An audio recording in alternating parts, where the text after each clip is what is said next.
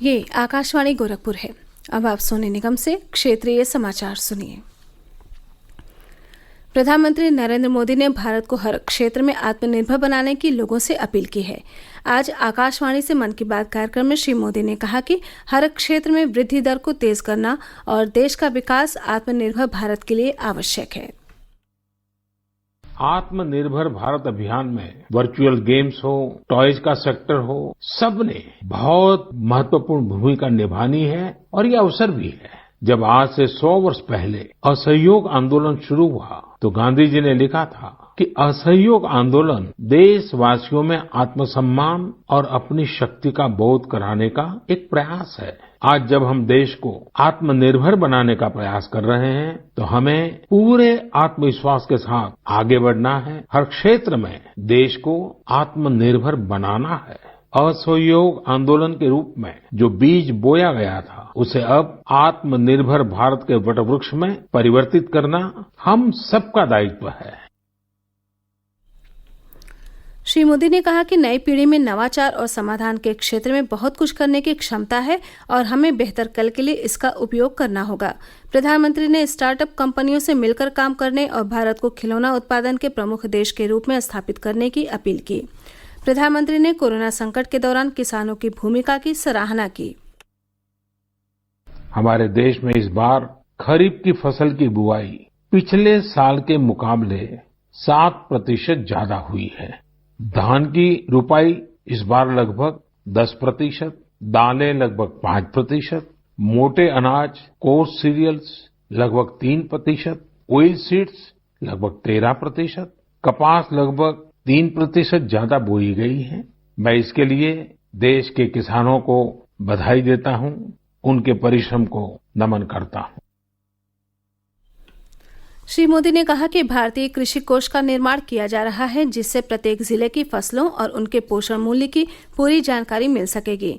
श्री मोदी ने कहा कि ये समय उत्सव का होता है और कोरोना के संकट के बावजूद लोग पर्व और पर्यावरण के बीच संतुलन बनाकर काम कर रहे हैं। प्रधानमंत्री ने कहा कि देश भर में सितंबर महीने को पोषण माह के रूप में मनाया जाएगा। श्री मोदी ने पोषण अभियान के लिए जन भागीदारी को महत्वपूर्ण बताया।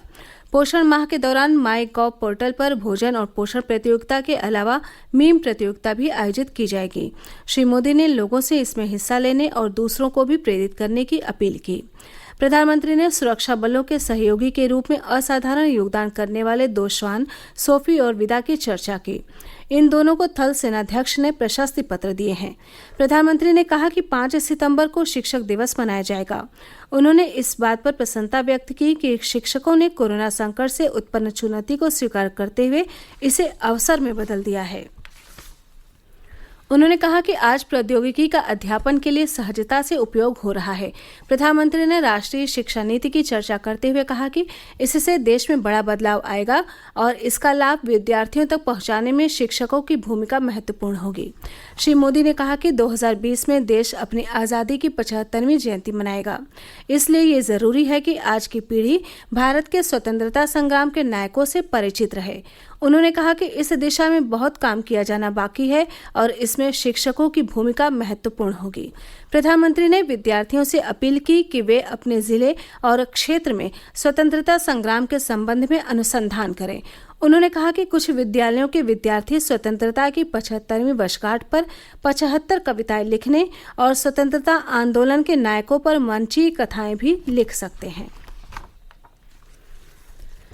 मुख्यमंत्री योगी आदित्यनाथ ने विश्वास व्यक्त किया है कि जिस तरह हमने मिशन मोड में आकर इंसेफेलाइटिस और अन्य विषाणु जनित रोगों को हराया है उसी तरह कोरोना को भी हराएंगे।